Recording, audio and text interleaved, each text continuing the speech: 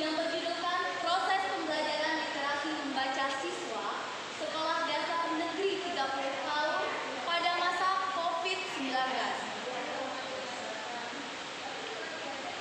Nah, di sini dalam pembuatan artikel ilmiah kami dibimbing oleh Ibu dosen Dr. Eli Rustina Kempu dan diketuai oleh saya sendiri Indri, dan anggota saya ada Anissa, dan anggota ketiga ada Namira Sasi Anggreni.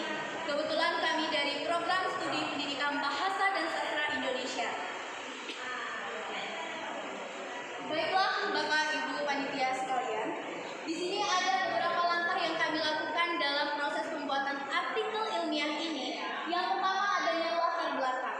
Latar belakang Sekolah Dasar Negeri SDN 30 Tahun ini adalah sekolah yang terletak di Kabupaten Kaur, tepatnya di Provinsi Bengkulu, yang mana sekolah ini mempunyai tenaga pendidik yang mencukupi dalam kegiatan proses pembelajaran. Oleh sebab itu, peran kami sebagai peserta KMP, yaitu Kampus Mengajar Perintis tahun 2020, ditempatkan di sekolah SDN 30 tahun untuk melaksanakan pengabdian. Guna kami melaksanakan pengabdian ini agar bisa mendapatkan hasil yang efektif dalam proses pembelajaran yang ada di sekolah SDN 30 tahun ini. Nah, adapun permasalahan yang kami temui di sekolah SDN 30 tahun ini, yaitu terjadinya permasalahan kemampuan berpikir masing-masing peserta didik SDN 30 tahun dalam proses literasi membaca. Itu salah satu bentuk permasalahan yang terjadi di SDN 30 tahun. Adapun tujuan yang kami lakukan di SDN 30 tahun ini, tujuan kegiatan ini adalah mengimplementasikan kegiatan belajar bersama, khususnya berupa pengabdian yang menuju ke literasi membaca pada peserta didik. Nah, ada beberapa konsep yang kami petik dalam pembuatan artikel ini. Yang pertama yaitu kami memetik pengabdian, dan yang kedua itu literasi membaca, dan yang ketiga itu berkaitan dengan COVID-19. Nah, di dalam pembuatan artikel ini ada beberapa metode pembelajaran yang dilakukan dalam semasa pengabdian. Yang pertama, kami melakukan pembelajaran pengenalan huruf pada peserta didik dengan proses pembelajaran yaitu disertakan dengan pengejaan, pengenalan huruf. Dan yang kedua ada pemberian pembelajaran dengan pengenalan alam, yang mana pembelajaran ini disertakan dengan belajar sambil bermain.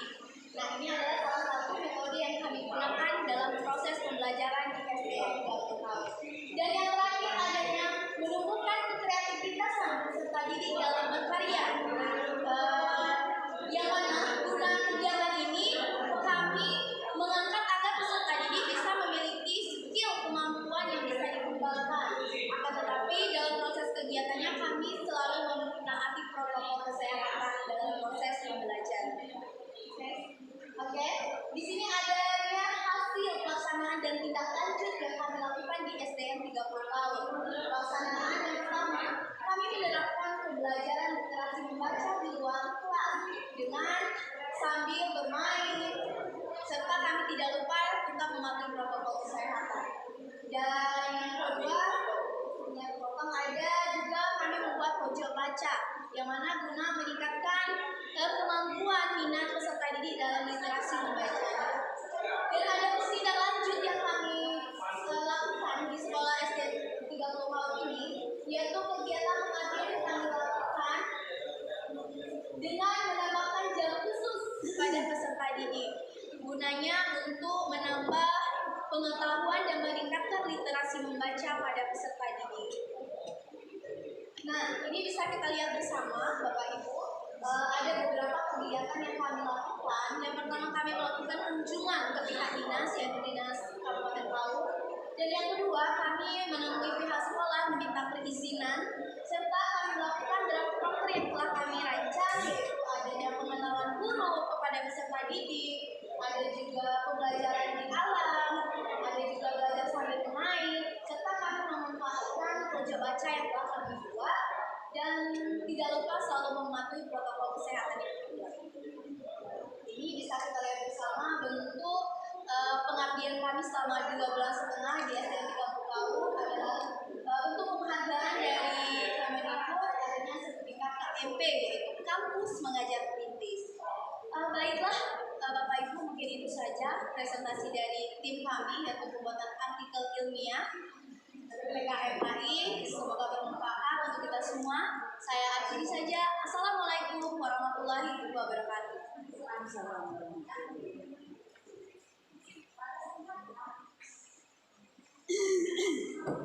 Silakan, Ibu. Liza. Indri ya? Iya. Oke, sekarang saya mau tanya nih. Coba kamu jelaskan perbedaan dari proses pembelajaran literasi membaca siswa dengan literasi menggunakan aplikasi apps ini, perbedaannya gimana? Iya, Bu.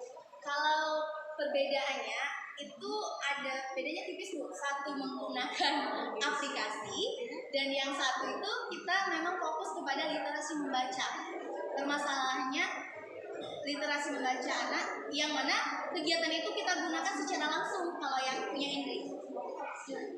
Berkaitan dengan ini tadi kamu membaca, khusus membaca saja.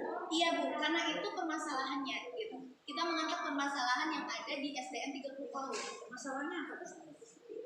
Minimnya, kurang rendahnya minat tingkatan mutu membaca pada anak gitu di sekolah itu. Di dalam ini ada masalah itu. Permasalahannya. Yang kamu sebutkan barusan ada nggak di sini? Iya, ada, Bu. Masalahnya. Masalahnya Kalian buat. di latar belakang di pendahuluan kita, Bu. Ya, di mana? Karena kan ini baru dikasih juga, jadi itu juga belum acaranya. Makanya itu tadi sini. Ada di pendahuluan ini. Dan di situ adanya tujuan, ada masalah. Ada masalahnya tuh di mana yang kamu katakan bahwa di sana sulit untuk membaca. Ya memang enggak kita lanjutkan Ya, itulah titik permasalahan. tapi kita langsung mengangkat masalahnya gitu. Harusnya di sana kamu sebutkan sekolah itu di mana posisi, kurangnya apa, kemampuan membaca gitu. Nah di situ baru kamu masuk. Maka perlu adanya ini. Ya.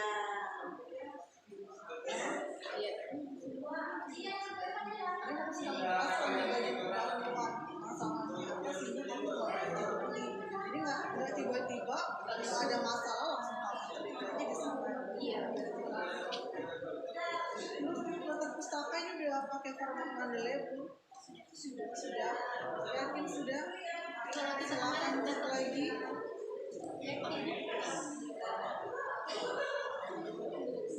Mendeley itu gimana? Pakai apa? Aplikasi. Aplikasi ya. Harus pakai ya, jangan sampai tidak. Karena ketika orang mau ngecek proposal kamu, dia ngecek format dulu. Kalau format udah benar, baru dia mau baca. Kalau format udah salah, dia nggak bakal mau baca. Gitu ya. Kamu cek. Terus untuk masalah apa yang sama juga di latihan untuk pembagian tugas itu juga tidak ada waktunya, sama seperti yang tadi ya. Itu ada waktunya, ada estimasi waktunya. Semoga bisa seperti juga dicek. Terus untuk surat pernyataan ini setahu saya ada tentang dosen pendamping. Apa? Tanda tangan? Dosen pendamping di format. Ada di situ.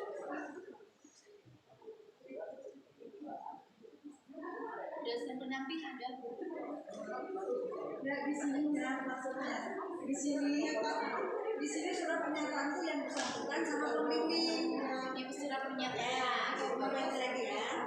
Makanya nanti sebelum akhir itu cek lagi lembar demi lembar. Pendahuluannya yang mana sih yang belum, lampiran yang mana yang belum. Tapi Bu, mohon maaf sebelumnya, kalau untuk di surat pernyataan tadi ya Bu, itu diletakkan pendamping nggak apa-apa Bu, karena itu kan format dari Ini kita kan lihat. Coba lihat sih. Coba lihat sih. kita dari kemarin nggak ada di situ. Siapa tahu kita kan mau berapa? Apa Pedomannya tahun berapa? Yang Yang terbaru? dikirim kemana? Ke grup kan? Iya. Yang lama dengan yang baru sama aja, tetap ada format pernyataannya. Nih, dosen pendamping, tanggal bulan, AI itu Bu. iya, nanti khusus AI. Nah, ya Surat pernyataan ketua tim, Nah, ada tuh. kop perguruan tinggi. Berarti semuanya punya itu. Nanti kamu cek lagi. Iya, Bu. Ya. PKM riset juga ada itu. Terus ini belum ada kop sama sekali ya, ada surat pernyataan kamu cek. Ya. Dia harus pakai kop perguruan tinggi. Perguruan tinggi. Malah ada yang harus mengetahui WR3. Iya, itu yang yang surat pernyataan. Lembar pengesahan kita tidak perlu print. Kalau surat pernyataan yang ada materai itu perlu di print dan di scan lagi. Ini untuk ada surat Yang 10.000, yang materai 10.000 atau 6.002. Yang 10.000 sudah keluar sekarang itu. Tapi belum diperjualbelikan kemarin kita di Kaur di Kak soalnya. Oh, di kau. Iya, kita di Kaur kemarin Bu carinya. Oh, Udah belikan iya, oleh Bu. posnya makanya. 6.002 harusnya. Tapi belum ada dosen pendamping kan dengan Nanti perbaiki lagi. diperbaiki. Masih ada waktu. Sudah sih ya. Mungkin saya Ya silakan. Oke, Ibu juga ya tadi bahwa tadi Ibu juga sudah cek bahwa judul kita itu ya. Nah, perlu diingat bahwa judul kita itu di dalam latar belakang itu terlihat masalahnya. Apa masalahnya sehingga kita angkat itu, ya.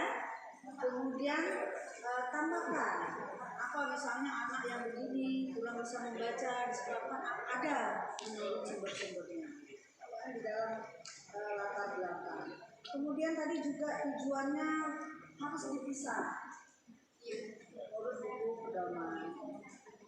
Kemudian tadi di dalam hasil akan lebih baik kamu menuliskan bagaimana kamu mengajarkan metode membaca dengan caranya banyak itu yang ditulis. Iya.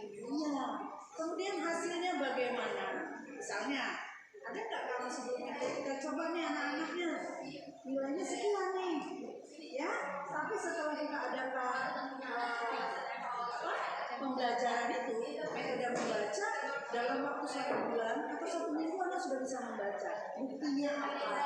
Metodenya begini, itu akan lebih baik. Ya, akan lebih baik. Jadi foto-foto yang ke dinas itu kamu sebutkan aja pengurusan itu berupa cerita aja narasi. Jadi foto-foto itu digunakan di lingkungan dengan bahasa kamu nih yang bermain itu bagaimana, apa yang kamu terapkan saat bermain. Misalnya contohnya bagaimana? Ya, misalnya kita bermain, cara mengajarkan membaca dengan belajar ditulis di dalam tulisannya. Jadi jangan otak membaca ini mengartikan sendiri. Kalau mengartikan sendiri sama dulu kalau zaman ibu SD itu ada nih gambar 4 ceritakan buat karangan. Setiap orang beda-beda. Nah, kalian karena yang sudah kesana jelaskan dengan narasi. Kemudian datanya juga tadi bilang, ya sama ada prinsipnya karena kalian satu kelompok. Jadi benarnya juga sama, salahnya juga sama. Ya. Terima kasih Bu. Ya, dari sisi teknis proposal sudah diupload, luaran yang belum ada. Luaran tadi bisa jurnal, bisa apa tadi? Proceeding dan seterusnya. Tolong diisikan. Kemudian sumber penulisan. Ya, itu semua di sistem. Itu aja yang perlu dilengkapi. Kalau biodata sudah dilengkapi ya. Alamat email dan sebagainya juga sudah dilengkapi. Oke, terima kasih.